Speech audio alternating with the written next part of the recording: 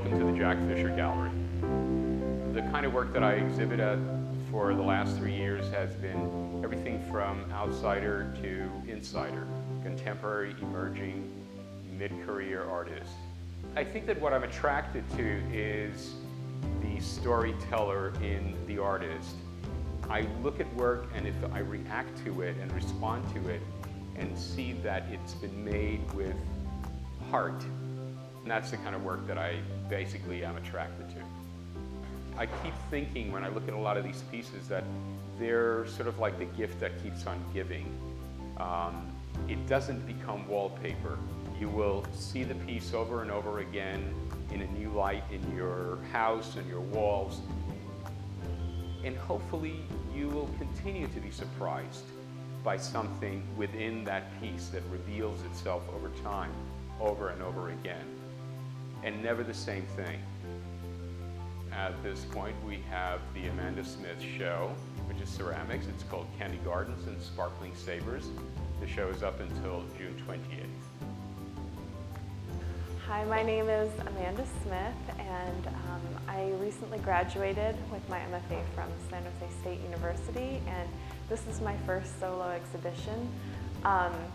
So I mostly work in clay, as you can see, but I kind of merge the two-dimensional and three-dimensional is my main interest in kind of painting on clay. Ceramics is kind of looked at as a craft medium nowadays, and it's kind of discounted in the art world. It's looked at as very old-fashioned. And for me, those are attractive qualities because I love the history and the tradition of this medium. It goes back, you know, to the beginning of time in every culture.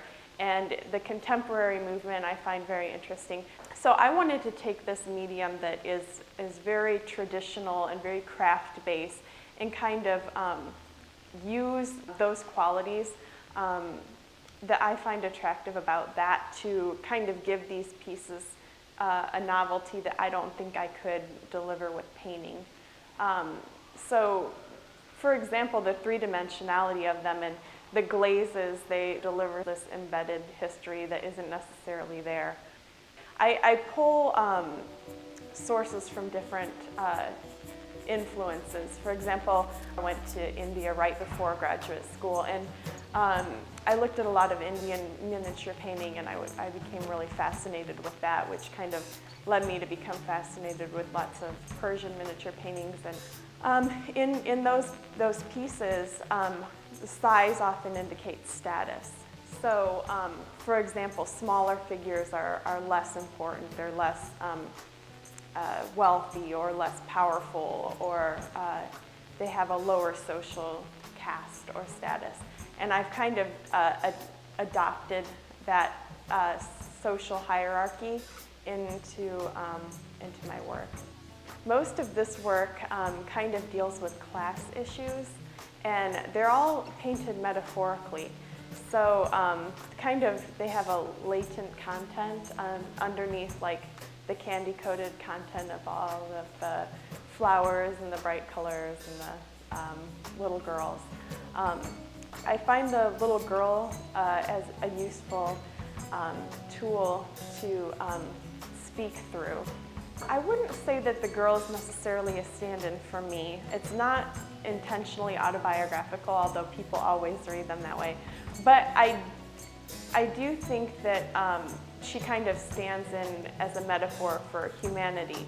And because I kind of grew up in this hyper-feminine household, like she represents that to me. And she's just a comfortable character with which to represent people and what they do.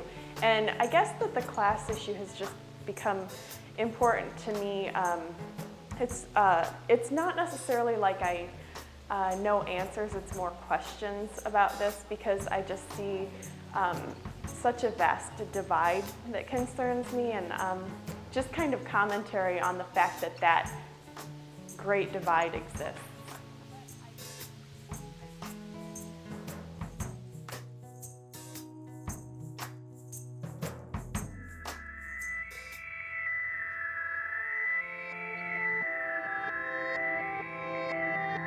I'm Richard Chandler. I'm the artist that has conceived of the project Seeing Peace / the Billboard Project. Right at this moment, we're standing at 9th and Judah in front of one of the billboards. There are 9 other billboards throughout San Francisco. This one here is my own billboard, actually, and it's based upon the notion of open space. Peace for me is the opportunity of open space. So what you see in back of me is 4 windows, each one progressively opening wider and wider and wider. When you get to the last one, it is the open space in which you, the viewer, can see empty space in your imagination will fill that space with peace. In 2002, when I really conceived of this project, I realized that there needed to be an enormous public component to it. The art needed to be in the public. It has to be outside of the museum walls, has to be off the gallery walls. And I tried to imagine what would be a point and a reflection where the public has to see it. So I began to think, well, billboards. The billboards are the thing, they're all over this country.